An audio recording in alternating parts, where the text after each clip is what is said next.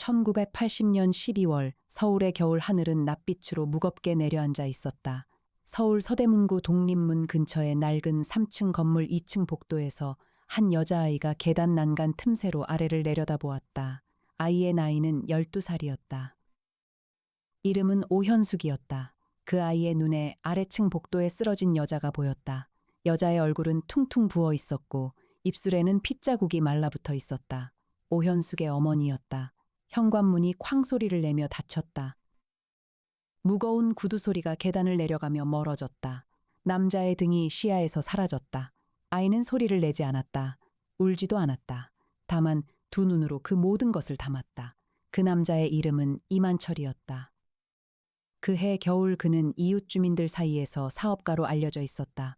어머니는 병원에 실려갔다가 이틀 뒤 의식을 회복했고 영영 왼쪽 눈의 시력을 잃었다. 이만철은 경찰에 잡혔다가 2달 만에 풀려났다. 피해자가 고소를 취하했기 때문이었다. 오현숙은 그날부터 그 남자의 얼굴을 기억 속에 새겼다. 지우지 않았다. 잊지 않았다. 세월은 흘렀다. 오현숙은 자랐다.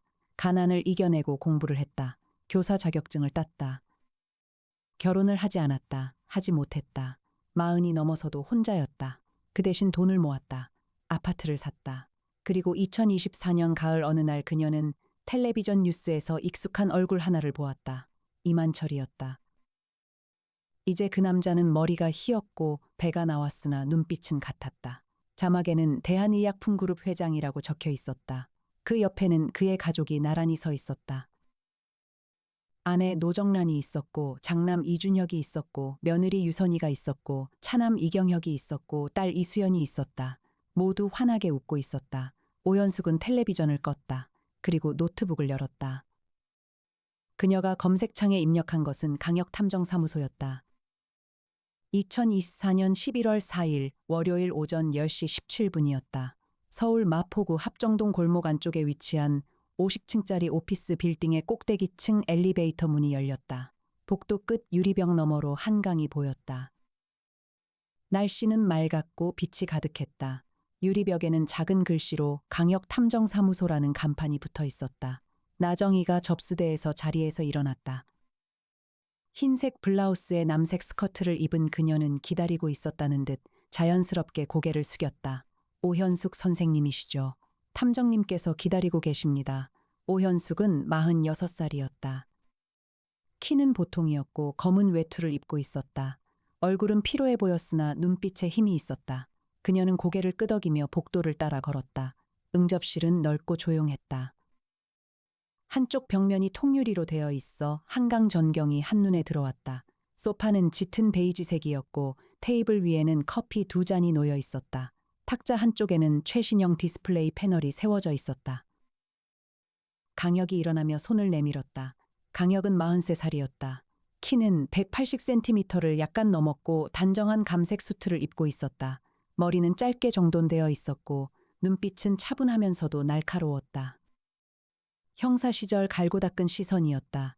서울지방경찰청 강력계에서 15년을 일한 사람의 눈이었다. 강혁입니다. 앉으시죠. 오현숙이 앉았다. 강혁도 앉았다. 저를 찾으신 이유를 말씀해 주시겠습니까? 오현숙은 핸드백에서 접힌 신문 스크랩 여러 장을 꺼냈다. 테이블 위에 가지런히 펼쳤다. 이만철이라는 사람을 아십니까? 강혁은 즉답하지 않고 스크랩 위에 시선을 내렸다.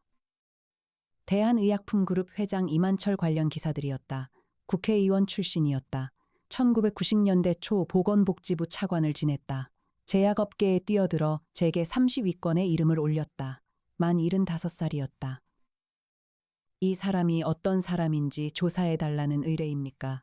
오현숙은 잠시 침묵했다. 아닙니다. 저는 이 사람이 죽을 것 같습니다. 누군가 죽이려 한다고 생각합니다. 강혁의 눈이 가늘어졌다. 근거가 있으십니까? 있습니다. 오현숙은 다시 핸드백에서 봉투 하나를 꺼냈다. 손으로 직접 쓴 편지처럼 보였다. 강혁이 봉투를 들어 내용물을 꺼냈다. A4 용지 한 장에 검은 볼펜으로 빽빽하게 글씨가 쓰여 있었다. 당신이 무슨 짓을 했는지 나는 기억하고 있다. 1980년 12월 7일 밤을 기억하라. 당신의 죗값을 치를 날이 올 것이다. 강혁은 편지를 내려놓고 오현숙을 바라보았다. 이걸 어디서 얻으셨습니까? 저를 고용하십시오. 그러면 말씀드리겠습니다. 강혁은 잠시 그녀의 얼굴을 살폈다. 거짓말하는 사람의 눈이 아니었다. 두려운 사람의 눈도 아니었다. 오랫동안 무언가를 기다려온 사람의 눈이었다. 알겠습니다. 오현숙이 돌아간 뒤 강혁은 탐정사무소 안쪽 연구실 문을 열었다. 연구실은 50층 층고를 그대로 살린 공간이었다. 천장이 높았고 실험 테이블이 여러 개 있었다. 현미경과 분석 장비들이 열을 맞추어 정렬되어 있었다. 한쪽 벽면에는 대형 모니터 6개가 붙어 있었고 그 중앙에는 인공지능 로봇 세종이 자리를 잡고 있었다. 세종은 최신형 AI 탑재 로봇으로 이동형이었고 음성 인식과 데이터 분석을 동시에 처리할 수 있었다. 이에나가 세종의 모니터를 들여다보고 있었다. 흰 가운을 입고 있었으나 가운 안에는 단정한 캐주얼 차림이었다. 머리는 단발로 정돈되어 있었고 볼은 약간 붉었다. 국립과학수사연구원 법화학과에서 일하다가 강혁의 스카우트 제안을 받아들인 지 2년째였다. 이에나가 세종을 한 손으로 두드리며 돌아보았다. 탐정님 들어오셨어요. 이만철 기본조사 완료했습니다. 강혁이 들어오며 의자에 앉았다. 보여줘요. 세종의 화면이 켜졌다. 이만철의 기본 프로필이 나타났다. 1949년생이었다. 고향은 경상남도 거창이었다. 서울대 의대 졸업이었다. 의사 면허가 있으나 실제로 의협에 종사한 기간은 3년 미만이었다. 1975년부터 제약업에 뛰어들었고 1987년 국회의원 선거에서 당선되어 상선을 지냈다. 그 사이 차관직을 역임했다. 1999년 정계를 은퇴하고 대한의약품그룹 경영에 집중했다. 현재 그룹 총자산은 약 3조 2천억 원으로 추산되었다. 가족 사항은요. 이에나가 화면을 넘겼다. 아내 노정란 72세입니다. 건강이 안 좋다는 기록이 있습니다. 관절염과 만성 신부전을 앓고 있고 거동이 불편합니다. 장남 이준혁 43세입니다. 대한의약품그룹 부회장입니다. 며느리 유선이 44세입니다. 차남 이경혁 45세입니다. 그룹 내 계열사 대표로 있습니다. 딸 이수연 42세입니다. 남편 박기태와 함께 거주하고 있습니다. 강혁이 고개를 끄덕였다. 1980년 12월 7일에 관한 기록은 있어요. 이에나가 세종의 명령을 입력했다. 화면이 잠시 검색 상태를 나타내다가 결과를 보여주었다. 당시 경찰 기록은 디지털화가 되어 있지 않았다. 이에나가 세종에게 국가기록원 데이터베이스 접근을 명했다. 탐정님 당시 기록이 없습니다. 정식 수사 기록으로는 남아있지 않습니다. 강혁은 편지를 다시 집어들었다. 편지를 빛에 비추어 보았다. 종이의 재질이 시중에서 흔히 쓰는 복사지가 아니었다. 애나 씨, 이 편지지 성분 분석 부탁해요. 이에나가 장갑을 끼고 편지를 받아 현미경 아래에 놓았다. 세종이 분석합니다. 세종의 음성이 흘러나왔다. 편지지 성분 분석 결과입니다. 고급 코팅지입니다. 일반 복사지와 다른 성분이 검출됩니다. 잉크는 독일산 수입 만년필 잉크와 성분이 일치합니다. 오염 흔적 없음입니다. 지문 흔적은 3개의 부분적 지문이 채취됩니다. 강혁이 중얼거렸다. 비싼 편지지다. 화가 났지만 침착한 사람이 썼어요. 이에나가 세종의 화면을 들여다보았다. 탐정님, 그런데 이상한 게 있습니다. 강혁이 고개를 들었다. 지문 3개 중 하나가 이만철의 지문과 일치합니다. 아마 이만철이 이 편지를 받아서 읽은 것 같습니다. 강혁이 잠시 침묵했다. 이만철이 이 편지를 받았다는 거예요. 그런데 오현숙이 이 편지를 어떻게 가지고 있었을까? 연구실 문이 열리며 송태풍이 들어왔다. 송태풍은 38살로 의학 박사이자 범죄학 전공자였다. 탐정사무소의 수석 연구원이었다. 안경을 쓰고 있었고 흰 가운을 입고 있었다. 탐정님, 아까 의뢰인이 오셨다고 들었습니다. 저도 자료 봐도 됩니까? 강혁이 고개를 끄덕였다. 태풍 씨 1980년대 초반 서울에서 가정폭력으로 피해를 입은 여성이 민사나 형사 고소를 취하한 기록을 찾을 수 있을까요? 송태풍이 자신의 노트북을 열었다. 시도해 보겠습니다. 당신은 기록이 아날로그라 디지털 전환이 완전하지 않습니다만 할 수 있는 데까지 해보겠습니다. 강혁은 오후에 단독으로 나갔다. 그는 서울 종로구 낙원동에 있는 작은 카페를 찾아갔다. 창가 자리에 형 강민혁이 앉아 있었다. 강민혁은 46살로 검찰청 고위 간부였다. 현재 서울중앙지검 형사 3부 부장검사로 재직 중이었다. 형제 중에서 형이 더 무게감이 있었으나 얼굴은 닮았다. 강혁이 자리에 앉으며 말했다. 형 이만철 알아. 강민혁이 커피잔을 내려놓으며 눈썹을 올렸다. 혀가 그 사람 아무나 건드릴 인물이 아니다. 아는군, 알지. 내가 모르는 재벌이 어디 있냐. 더구나 제약 쪽은 검찰이 항상 눈여겨봐. 무슨 일이야. 강혁이 편지 사본을 내밀었다. 강민혁이 사본을 펼쳐 읽었다. 눈빛이 달라졌다. 이거 어디서 났어? 의뢰인이 가지고 왔어. 강민혁이 편지를 테이블에 내려놓았다. 1980년 12월 7일이면 그 사람이 30살이었을 때다. 그 시절에 무슨 짓을 했는지 아는 사람이 별로 없어. 공식 기록도 없어. 그러니까 형한테 묻는 거잖아. 강민혁이 잠시 생각했다. 혀가 들어봐. 이만철 그 사람 주변에 이상한 기류가 있어. 내가 직접 확인한 건 아닌데 올해 초부터 내부 제보가 들어오고 있어. 그룹 내 비자금 문제인데 아직 수사가 시작된 건 아니야. 그런데 그 집안 자식들 사이에도 뭔가 갈등이 있다는 소문이 있어. 상속 문제인가? 아마도. 그리고 또 한 가지 있어. 이만철이 이달 말에 가족여행을 간다는 정보가 있어. 경주 보문단지 쪽에 있는 고급 리조트야. 한 일주일 묵는다고 하더라고. 강혁은 그 말을 마음속에 담았다. 다음 날 오전 이해나가 결과를 들고 왔다.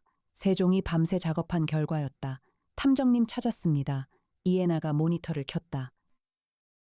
화면에 국가기록원에서 디지털 변환된 1981년 서울 서대문구 경찰서 민원 접수 기록 일부가 나타났다.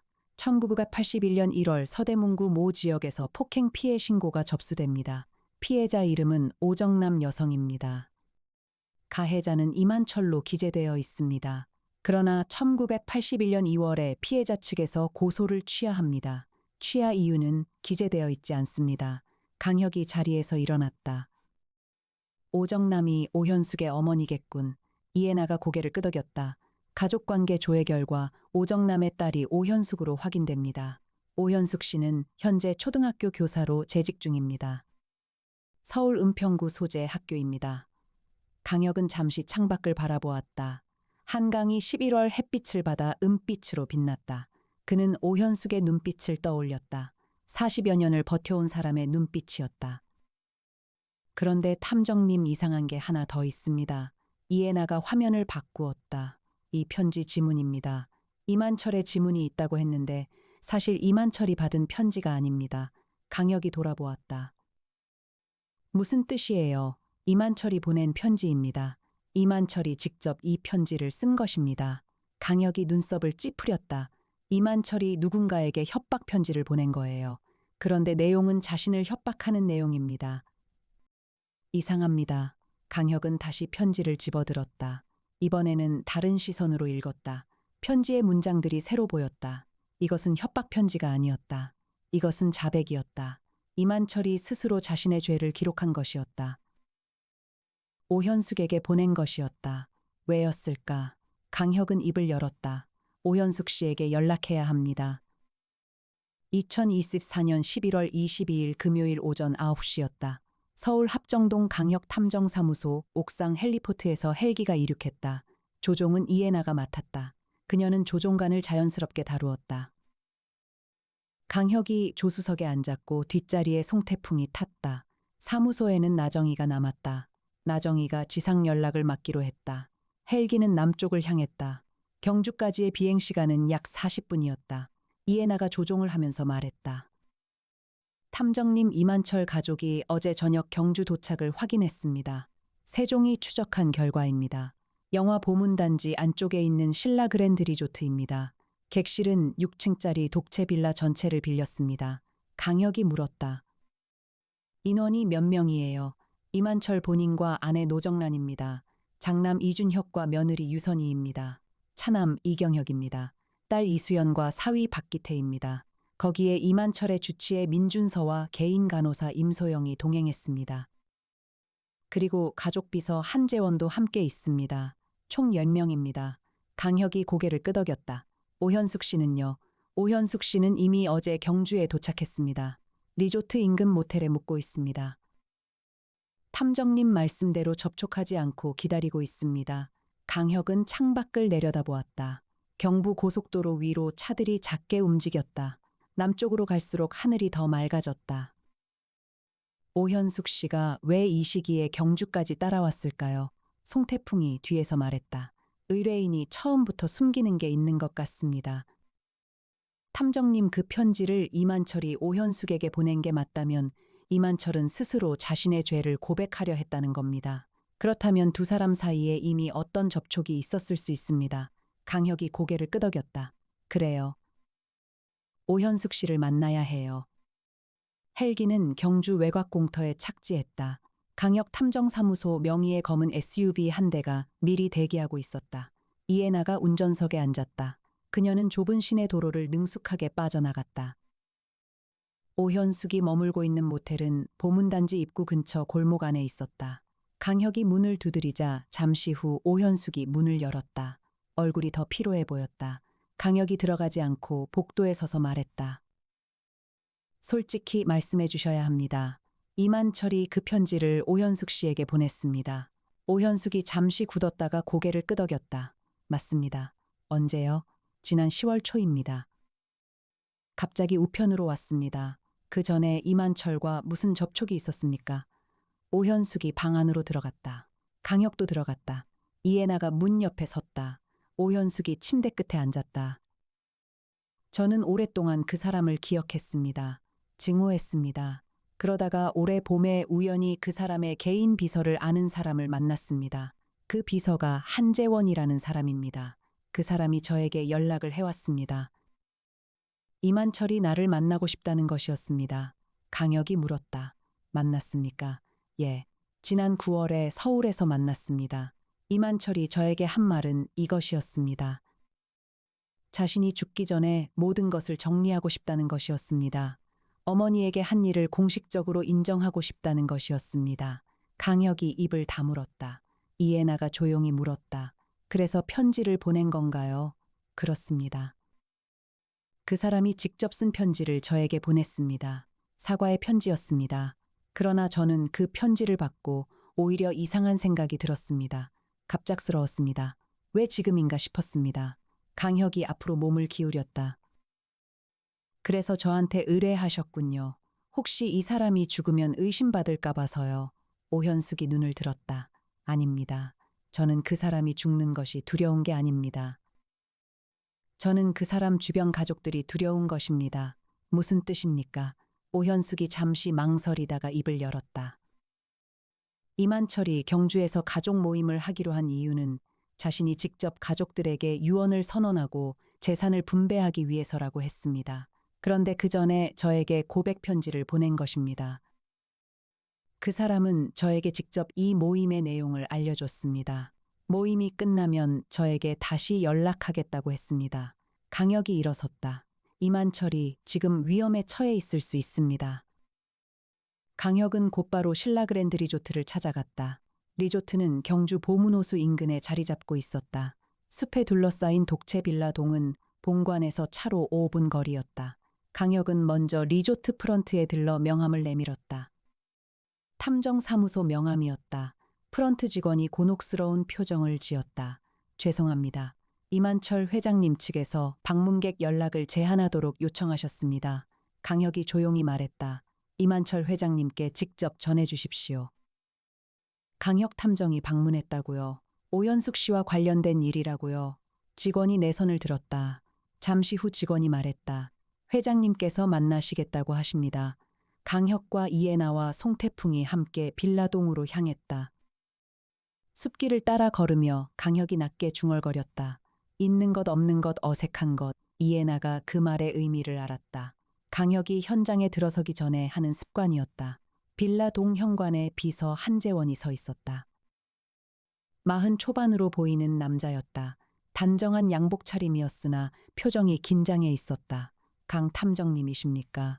회장님께서 1층 거실에 계십니다. 1층 거실은 넓었다. 통유리창 밖으로 경주 보문호수가 펼쳐졌다. 가을 호수는 고요했다. 이만철이 소파 중앙에 앉아 있었다. 75살의 노인이었으나 앉은 자세는 반듯했다. 눈빛은 살아있었다. 그러나 얼굴에 피로함이 역력했다. 산소포화도 측정기가 손가락에 끼워져 있었다. 탐정 강혁이라는 분이군요. 그렇습니다. 이만철이 강혁과 이해나를 번갈아 보았다. 오현숙이 당신에게 의뢰했군요. 이만철 회장님, 솔직히 여쭙겠습니다. 오현숙 씨에게 사과 편지를 보낸 이유가 무엇입니까? 이만철이 잠시 눈을 감았다. 다시 떴을 때 눈빛이 달라져 있었다. 나는 올해 초 암 진단을 받았습니다. 위암세기입니다. 앞으로 살 수 있는 시간이 많지 않습니다. 그래서 정리를 시작했습니다. 내가 살면서 잘못한 일들을 바로잡고 싶었습니다. 강혁이 말했다. 가족들은 알고 있습니까? 일부는 압니다. 장남 이준혁은 알고 있습니다. 나머지는 모릅니다. 이번 경주 모임의 목적이 유언장 발표입니까? 이만철이 고개를 끄덕였다. 그렇습니다. 이번 주 일요일 저녁에 가족 전체를 모아 공식적으로 내 유언의 내용을 발표할 것입니다. 그 내용에 모두가 기뻐하지는 않을 것입니다. 강혁이 물었다. 어떤 내용입니까? 이만철이 잠시 강혁을 바라보다가 말했다. 그것은 일요일 저녁까지는 말하기 어렵습니다. 그러나 당신이 여기에 있어주면 도움이 될 것입니다. 나는 이 모임이 끝날 때까지 당신이 옆에 있어주기를 원합니다. 강혁은 이만철의 눈빛을 읽었다. 두려움이 있었다. 자신이 죽을 것을 아는 두려움이 아니었다. 죽기 전에 일어날 일에 대한 두려움이었다. 알겠습니다. 강혁팀은 리조트 본관 객실을 잡았다. 이해나가 세종을 노트북에 연동시켜 빌라동 일대에 감시 드론을 띄웠다. 소형 드론 2대가 빌라 주변을 조용히 비행하며 영상을 실시간으로 전송했다. 이해나가 모니터를 보며 빌라 안 인물들의 동선을 정리했다. 이준혁은 아버지 방에 자주 드나듭니다. 메모를 가지고 들어가고 서류를 들고 나옵니다. 이경혁은 2층 자기 방에서 거의 나오지 않습니다. 유선이는 1층 테라스에서 통화를 자주 합니다. 이수영과 박기태는 함께 호수 산책을 했습니다. 주치의 민준서는 하루 3번 이만철의 방을 방문합니다. 간호사 임소영은 이만철의 방 바깥 복도에 머무는 시간이 많습니다. 한재원은 주로 1층 서재에 있습니다. 강혁이 드론 화면을 들여다보았다. 없는 것이 있어요. 이해나가 물었다. 뭡니까? 이경혁이 하루 종일 방에만 있어요. 가족 모임인데 다른 사람들과 접촉이 없어요. 송태풍이 옆에서 말했다. 어색한 것도 있습니다. 유선이의 통화 시간이 평균 20분이 넘습니다. 누구와 그렇게 오래 통화하는 것인지 모르겠습니다. 강혁이 자리에서 일어났다. 내일 이만철 회장 주변 인물들을 한 명씩 만나봅시다. 11월 23일 토요일이었다. 강혁은 오전에 이만철의 장남 이준혁을 만났다. 이준혁은 48부로 아버지의 사업을 이어받을 위치에 있었다. 키가 크고 체형이 단단했으나 눈빛에 긴장감이 역력했다. 아버지가 당신을 데려온 이유를 알고 있습니다. 이준혁이 먼저 말했다. 강혁이 물었다. 말씀해 보시죠. 아버지는 이번 유언장 발표를 앞두고 누군가 자신을 해치려 한다고 믿고 있습니다.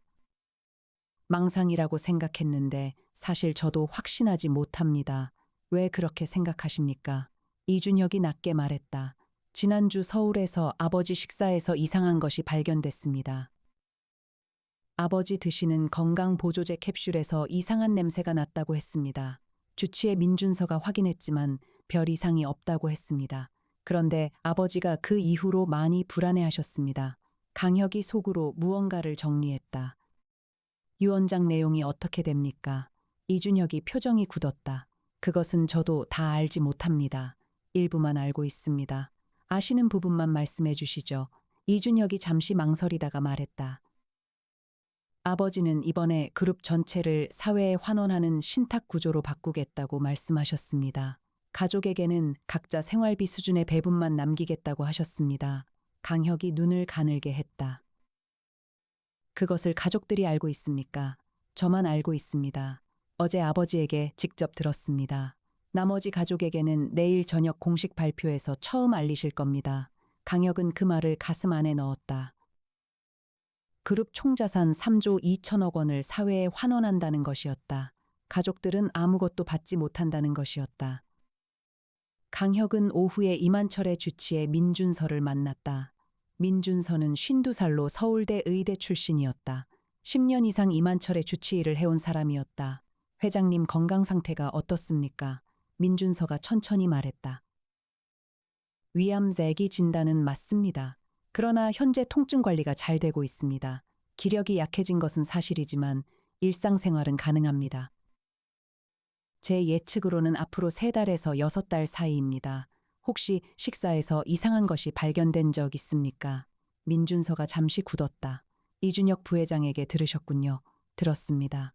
그것은 제가 확인했습니다. 별 이상이 없었습니다.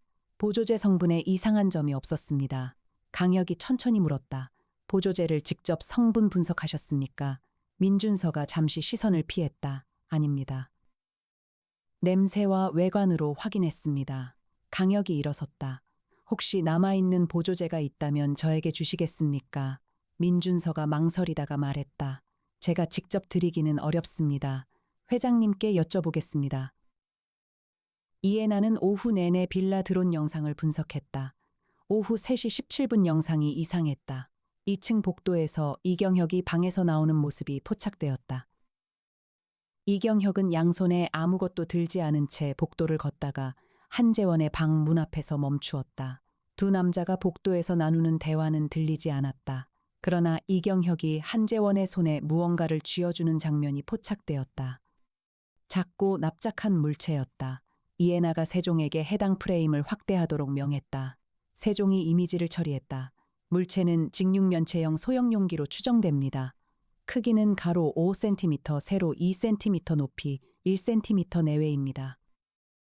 소형 약병이거나 메모리 저장 장치일 가능성이 있습니다. 이해나가 강혁에게 연락했다. 강혁이 즉시 돌아왔다. 이경혁이 한재원에게 무언가를 전달했습니다.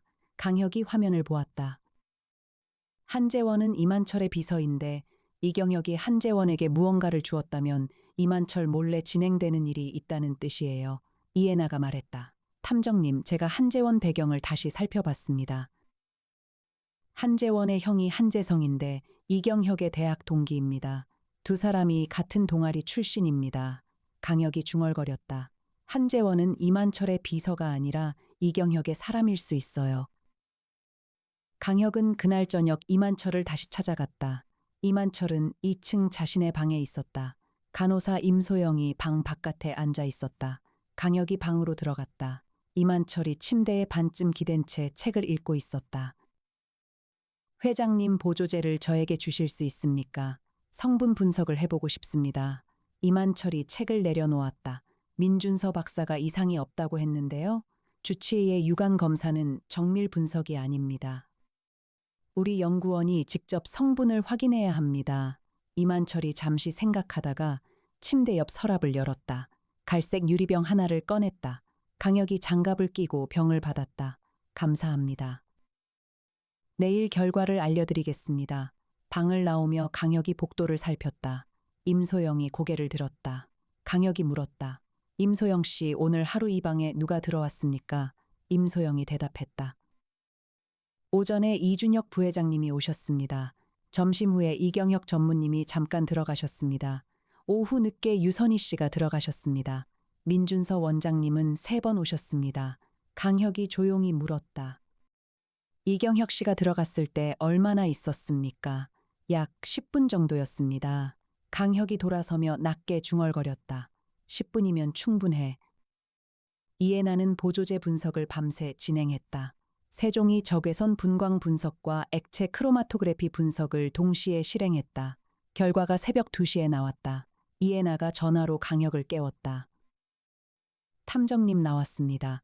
강혁이 즉시 연구 공간으로 왔다. 이해나가 화면을 보여주었다.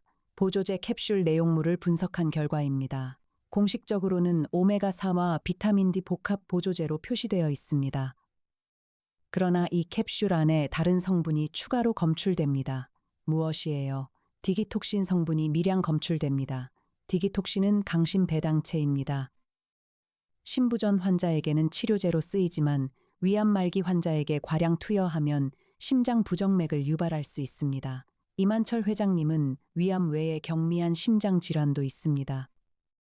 주치의 민준서의 소견서에 기재되어 있습니다. 강혁이 화면을 들여다보았다.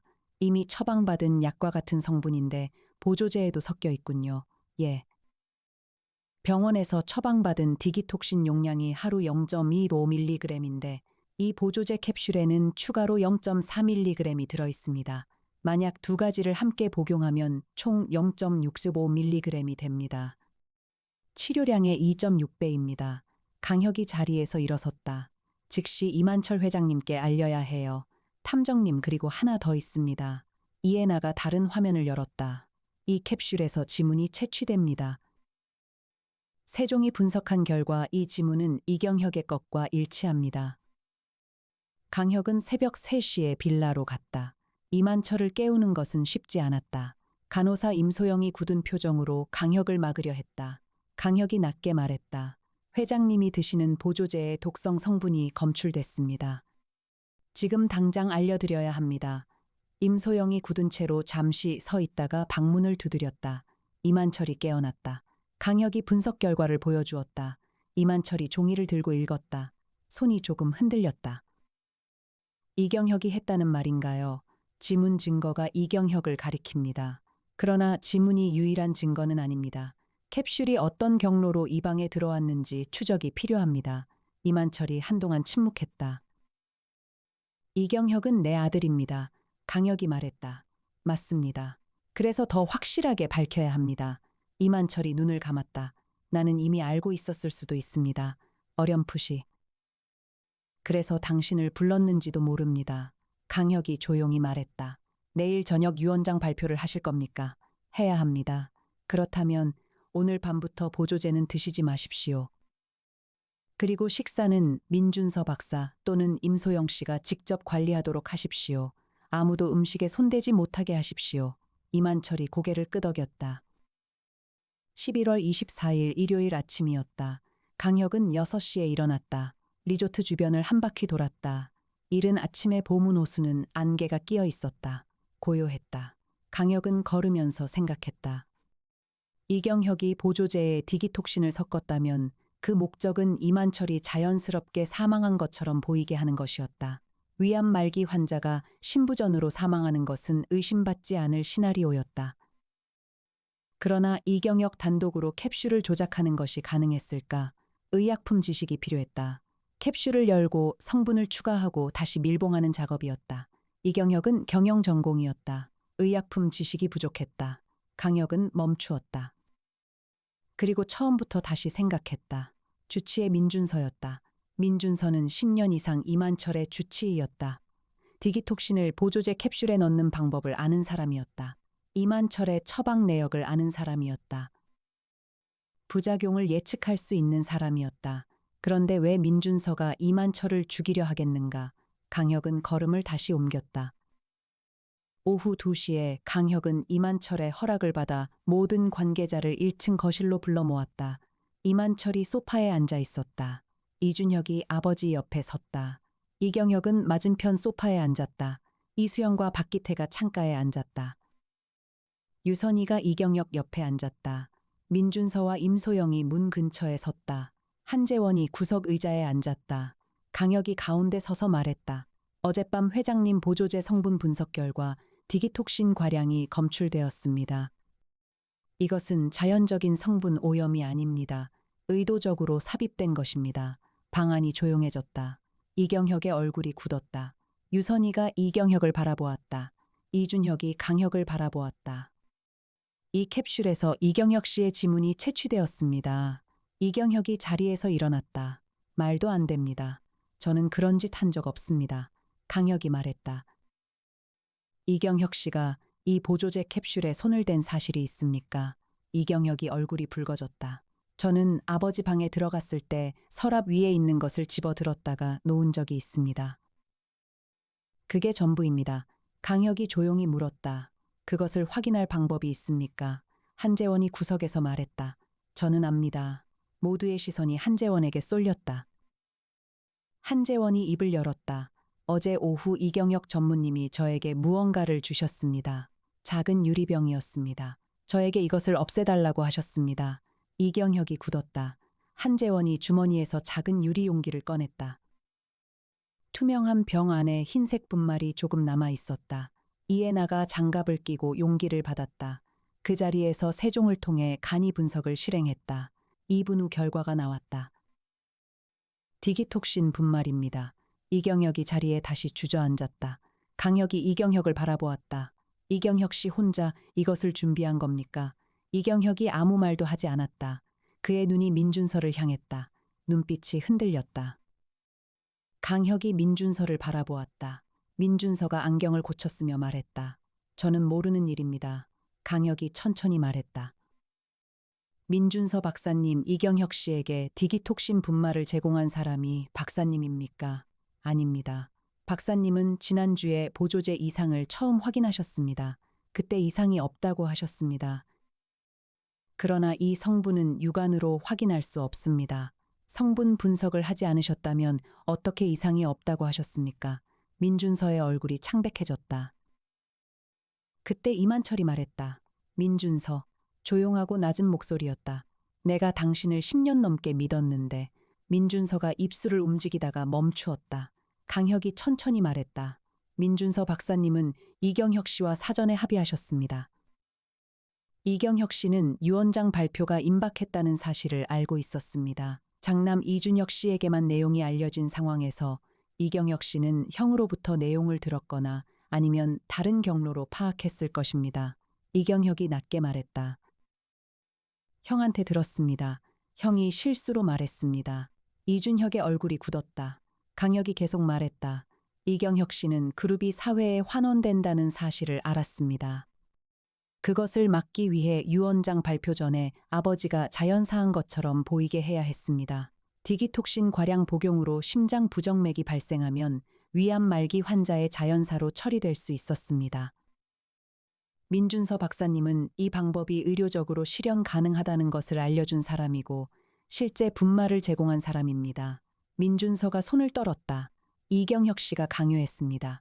나는 원하지 않았습니다. 이경혁이 소리를 높였다. 강요가 아닙니다. 민준서 당신도 원했잖아요. 아버지가 당신 병원 매각건에서 손을 뗐을 때 당신이 먼저 나에게 연락했잖아요. 방 안이 다시 조용해졌다. 강혁은 그때 멈추었다. 방 안의 공기가 달라졌다.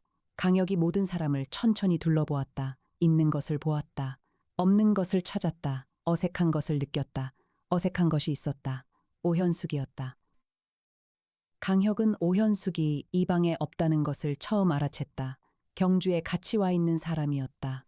이만철에게 무언가를 받으러 왔다고 했던 사람이었다. 강혁이 이만철에게 말했다. 회장님 오현숙 씨와 마지막으로 연락하신 게 언제입니까? 이만철이 생각하는 듯 했다. 어제 오전입니다.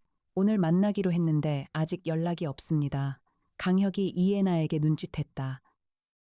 이해나가 즉시 밖으로 나가며 오현숙에게 전화를 걸었다. 연결이 되지 않았다. 이해나가 안으로 들어와 조용히 말했다. 탐정님 오현숙 씨 전화가 꺼져 있습니다. 강혁이 머릿속에서 무언가를 빠르게 정리했다. 오현숙이 경주에 온 것은 이만철의 고백을 직접 받기 위해서였다. 그런데 오현숙의 전화가 꺼져 있었다. 이만철이 어제 오전에 마지막으로 연락했다. 그 사이 무슨 일이 있었던 것인가? 강혁이 나정희에게 전화를 걸었다. 정희 씨, 오현숙 씨가 묵는 모텔 주소 다시 알려줘요. 나정희가 주소를 불러주었다. 강혁이 이만철을 보았다. 잠깐 자리를 비우겠습니다. 이경혁 씨와 민준서 씨는 당분간 이 방을 떠나지 마십시오. 강혁과 이해나는 SUV를 타고 모텔로 달렸다. 이해나가 좁은 경주 시내 도로를 빠르게 빠져나갔다. 모텔에 도착했다. 강혁이 계단을 뛰어 올라갔다. 오현숙의 방 앞에서 멈추었다. 문을 두드렸다. 아무 응답이 없었다. 강혁이 문고리를 당겼다. 잠겨 있지 않았다. 문이 열렸다. 오현숙이 방 안 의자에 앉아 있었다. 눈을 뜬 채였다. 손에 편지 한 장을 들고 있었다. 맥박을 짚었다. 맥박이 있었다. 의식이 없는 상태였다. 이해나가 즉시 응급처치에 들어갔다. 탐정님 호흡은 있습니다. 맥박도 있습니다. 의식이 없습니다. 강혁이 편지를 조심스럽게 집었다. 손으로 직접 쓴 글씨였다. 이만철의 글씨체와 달랐다. 편지에는 이렇게 쓰여 있었다. 당신이 여기에 온 것을 알고 있다. 당신이 알고 있는 것을 말하지 마라. 이것은 경고다. 글씨 아래 작은 유리병 하나가 바닥에 떨어져 있었다. 이에나가 장갑을 끼고 용기를 집었다. 코를 가까이 댔다. 탐정님 클로로포름 계열의 흡입 마취제입니다. 소량이지만 의식을 잃게 만들 수 있는 용량입니다. 강혁이 즉시 119에 신고했다. 구급대가 도착했다. 오현숙이 병원으로 이송되었다. 강혁이 빈 방 안을 살폈다. 있는 것을 보았다. 가방이 있었다. 옷가지가 있었다. 노트북이 있었다. 없는 것을 찾았다. 없는 것이 있었다. 핸드폰이 없었다. 그리고 이만철이 오현숙에게 보낸 원본 편지가 없었다. 오현숙이 이 방에 가지고 왔을 것이 분명한 서류들이 없었다. 어색한 것을 느꼈다. 창문이 열려 있었다. 11월 하순이었다. 추웠다. 잠을 자다가 누가 열어놓고 간 것이었다. 창문에서 창틀 아래 골목까지의 거리는 약 3미터였다. 사다리 없이도 내려갈 수 있는 거리였다. 강혁이 창밖 골목을 내려다보았다. 바닥에 발자국이 남아 있었다. 비교적 작은 크기였다. 남성의 발자국이었다. 이에나가 말했다. 탐정님 빌라에서 나온 인물 중 누군가가 이쪽으로 왔다는 겁니까? 강혁이 고개를 끄덕였다. 오현숙 씨가 이만철 회장님의 사과 편지 원본을 가지고 있었습니다. 그 편지가 증거가 됩니다. 누군가 그것을 가져갔습니다. 이에나가 물었다. 이경혁입니까? 강혁이 말했다. 이경혁이 오현숙 씨의 존재를 알고 있었습니까? 이에나가 세종을 통해 빌라 드론 영상을 다시 돌렸다. 어젯밤 오후 6시부터 새벽 3시 사이 빌라를 벗어나는 인물이 있었다. 화면에 나타난 것은 이경혁이 아니었다. 한재원이었다. 강혁은 빌라로 돌아갔다. 1층 거실 문을 열었다. 이경혁은 소파에 앉아 있었다. 민준서는 창가에 서 있었다. 한재원은 없었다. 강혁이 이경혁에게 물었다. 한재원이 어디 있습니까? 이경혁이 눈을 피했다. 강혁이 조용히 말했다. 한재원이 오현숙 씨를 마취시키고 증거를 가져갔습니다. 한재원에게 그것을 지시한 사람이 누구입니까? 방 안에 침묵이 흘렀다. 그때 유선이가 입을 열었다. 저입니다. 모두가 유선이를 보았다. 유선이가 차분하게 말했다. 이경혁 씨는 디기톡신 계획은 맞습니다. 그러나 오현숙 씨 건은 제가 따로 한재원에게 지시했습니다. 이경혁 씨도 모르는 일이었습니다. 이경혁이 유선이를 바라보았다. 당신이요. 당신이 아버님 보조제에 손댄 것을 저는 처음부터 알고 있었습니다. 그러나 나는 그것만으로는 부족하다고 생각했습니다. 만약 보조제 계획이 발각되면 우리 모두가 위험했습니다. 그래서 아버님이 스스로 이 모임을 취소하게 만들 방법이 필요했습니다. 오현숙 씨가 아버님의 과거를 공개하면 아버님이 심리적으로 무너지고 모임 자체가 취소될 것이라고 생각했습니다. 강혁이 말했다. 그래서 오현숙 씨를 막은 겁니까? 유선이가 고개를 끄덕였다. 한재원에게 오현숙 씨의 방에 가서 편지를 가져오라고 했습니다. 그리고 마취제를 사용하라고 했습니다. 저는 오현숙 씨가 해를 당하는 것을 원하지 않았습니다. 단지 잠시 멈추게 하고 싶었습니다. 강혁이 잠시 침묵했다. 당신들 중 어느 누구도 이것이 얼마나 심각한 일인지 몰랐군요. 강혁이 이만철을 바라보았다. 이만철이 소파에 앉은 채 모든 것을 듣고 있었다. 얼굴에 표정이 없었다. 눈을 감았다가 뜰 때 눈 안에 무언가가 젖어 있었다. 아들, 이경혁이 고개를 들었다. 나는 이것을 예상했을지도 모릅니다. 그러나 직접 이렇게 보니 이만철이 말을 잇지 않았다. 강혁이 조용히 말했다. 회장님 경찰에 신고해야 합니다. 이만철이 고개를 끄덕였다. 알고 있습니다. 강혁이 전화기를 꺼냈다. 형 강민혁에게 먼저 전화를 걸었다. 형 경주야. 살인미수랑 위해미수 2건 발생했어. 담당 검사 연결해줘. 강민혁의 목소리가 짧게 대답했다. 알았다. 혀가 거기 있어. 이에나가 강혁 옆으로 다가왔다.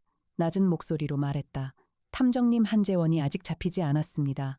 강혁이 말했다. 드론 추적 가능해요. 이에나가 고개를 끄덕이며 세종을 통해 드론의 명령을 입력했다. 드론 2대가 빌라 주변 반경 2km를 수색하기 시작했다. 5분 후 세종이 결과를 보여주었다.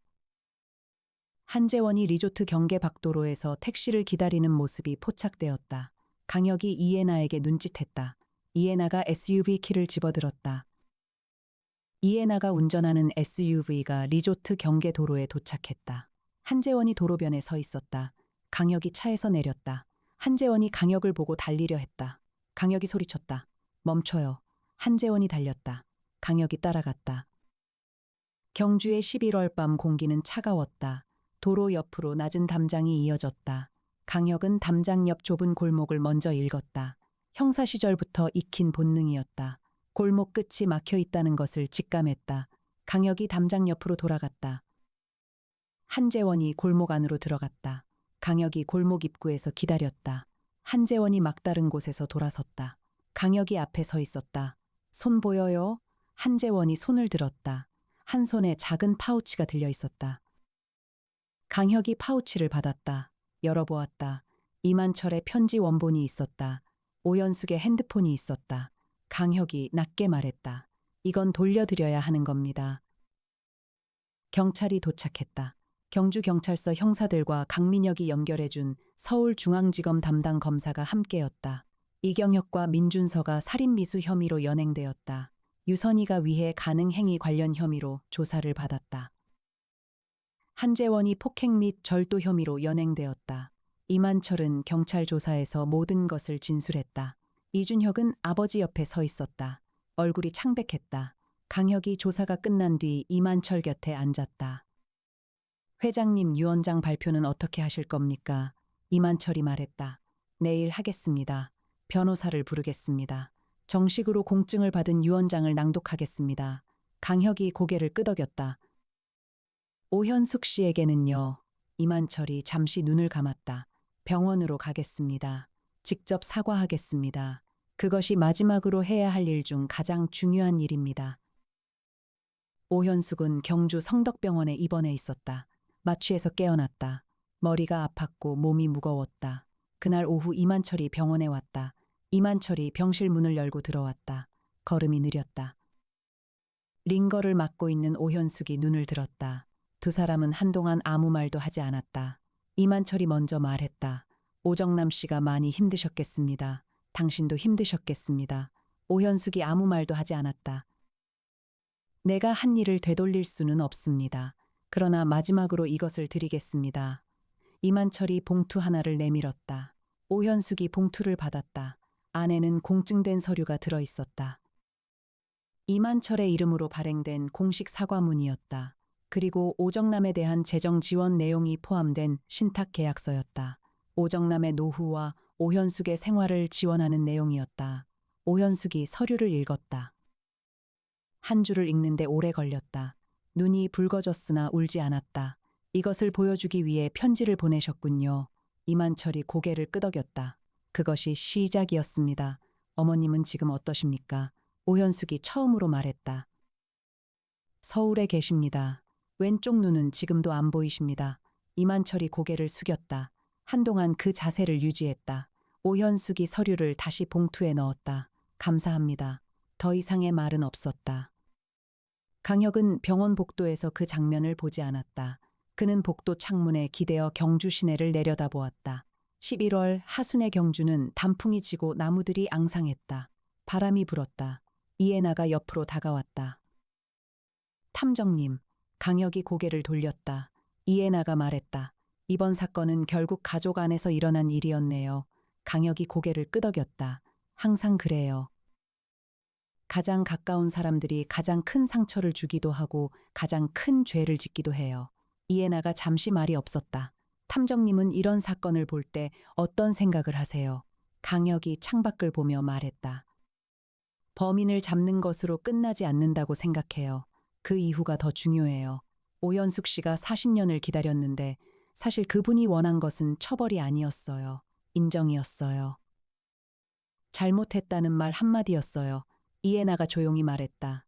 탐정님은 항상 그걸 생각하시는 것 같아요. 사건 이후를요. 강혁이 이에나를 바라보았다.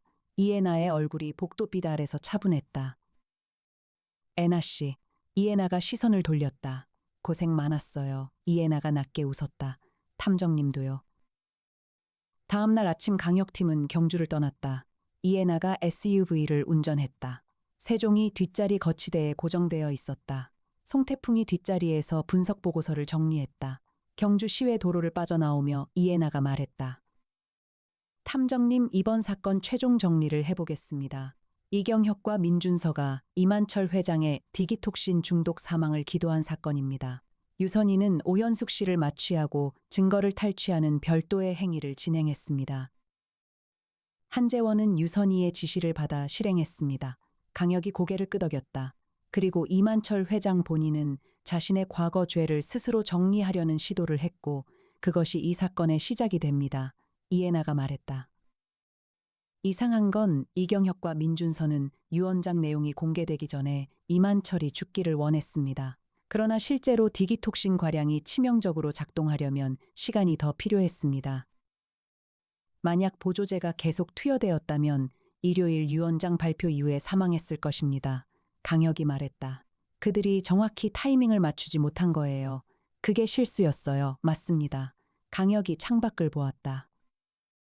경부고속도로 위로 아침 햇살이 쏟아졌다.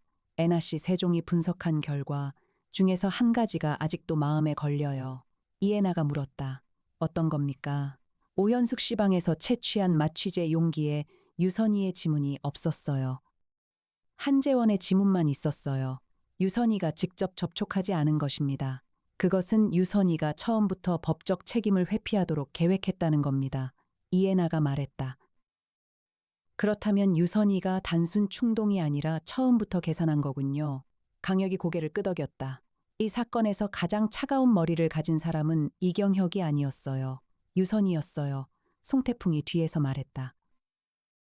탐정님, 그러면 유선희에 대한 수사가 더 필요하겠군요. 검찰이 알아서 할 겁니다. 형이 챙겨줄 거예요. 2024년 12월 2일 월요일이었다. 강혁 탐정사무소에 아침 햇살이 들어왔다. 50층 창문 너머로 한강이 빛났다. 서울은 12월로 접어들었고 한강변 나무들이 완전히 잎을 떨구었다. 나정희가 커피를 들고 응접실로 들어왔다. 강혁이 소파에 앉아 보고서를 읽고 있었다. 이만철 회장님은 유언장 발표를 정상적으로 마치셨습니다. 그룹 신탁 구조 전환은 예정대로 진행 중입니다.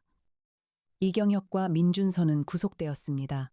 유선희는 추가 수사 중입니다. 한재원은 구속되었습니다. 강혁이 보고서를 내려놓았다. 오현숙 씨는요, 나정희가 말했다. 어제 퇴원하셨습니다. 서울로 돌아가셨습니다. 강혁이 창밖을 바라보았다.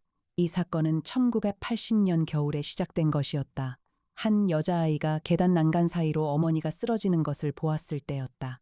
그 아이는 40년 이상을 기다렸다. 그리고 마침내 그 남자의 입에서 직접 잘못했다는 말을 들었다. 충분한가? 충분하지 않은가? 강혁은 그 질문에 쉽게 답하지 않았다. 충분하지 않을 것이었다. 그러나 오현숙이 선택한 것이었다. 그것으로 살아가기로 한 사람의 결정이었다.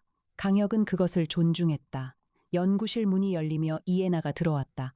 탐정님, 또 의뢰 들어왔습니다. 어떤 건요? 이해나가 태블릿을 내밀었다. 강혁이 내용을 훑어보았다. 서울 강남구에서 노인 상속 관련 사기 의심 건입니다.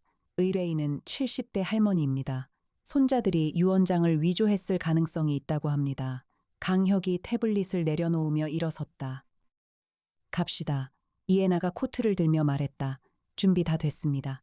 세종도 업데이트 완료했습니다. 차는 지하 주차장에 있습니다. 강혁이 코트를 받으며 말했다. 애나씨, 이번엔 직접 운전할게요. 이해나가 잠깐 강혁을 바라보다가 말했다. 탐정님이 운전하시면 과속 신경 쓰입니다. 강혁이 낮게 웃었다. 두 사람이 함께 복도를 걸어 엘리베이터로 향했다. 창문 너머로 한강이 반짝였다. 12월의 서울은 차갑고 환했다. 강혁 탐정사무소의 새로운 사건이 시작되었다.